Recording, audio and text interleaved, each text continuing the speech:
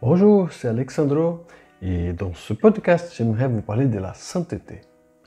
En date du 9 avril 2018, le pape François a rendu public le texte de Gaudete et Exsultate, exhortation apostolique sur l'appel à la sainteté dans le monde actuel.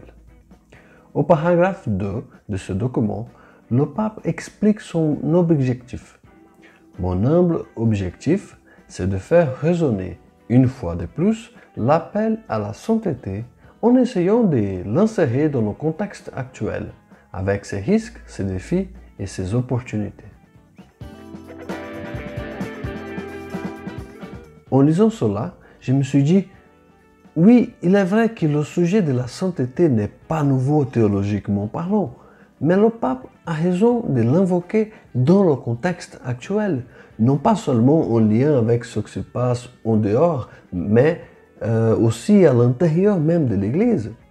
Vu tout ce qui se passe dans l'Église actuellement, tous ces scandales de pédophilie, viols de religieuses, disputes et jalousies au sein même de l'institution, et son indéniable perte de crédibilité, la phrase que l'on entend souvent, c'est « il faut réformer l'Église ».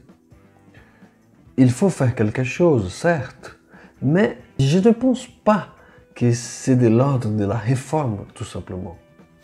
Des réformes et des réformateurs, on en a toujours eu dans l'histoire de l'Église. Je me souviens alors d'une phrase de Bernanos qui dit « L'Église n'a pas besoin de réformateurs, mais de saints ».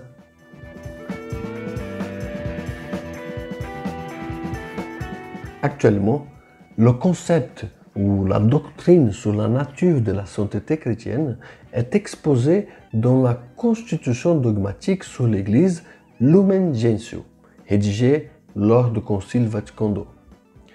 L'appel universel à la sainteté se trouve au chapitre 5 de ce document et peut être considéré comme la définition catholique contemporaine de la sainteté.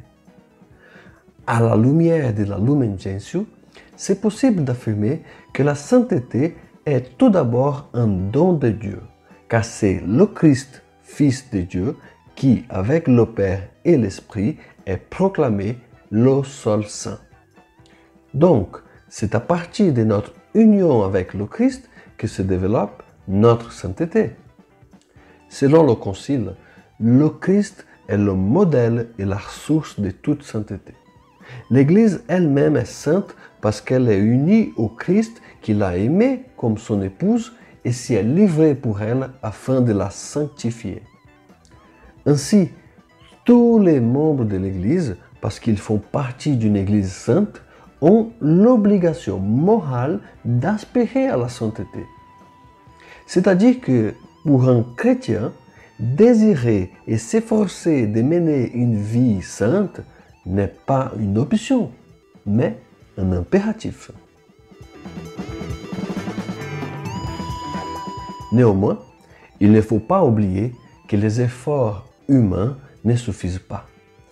Il faut toujours compter sur la grâce de Dieu, car, comme le disait Saint Charbel, la sainteté est une grâce et une volonté. La grâce vous est donnée par Dieu. À vous d'y déployer votre volonté.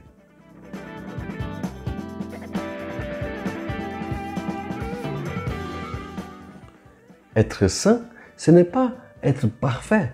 Ce n'est pas avoir une statue ou son icône dans une église. Être saint, c'est être pour les autres le visage de Dieu. Le Curé d'Ars disait « Là où les saints passent, Dieu passe avec eux ».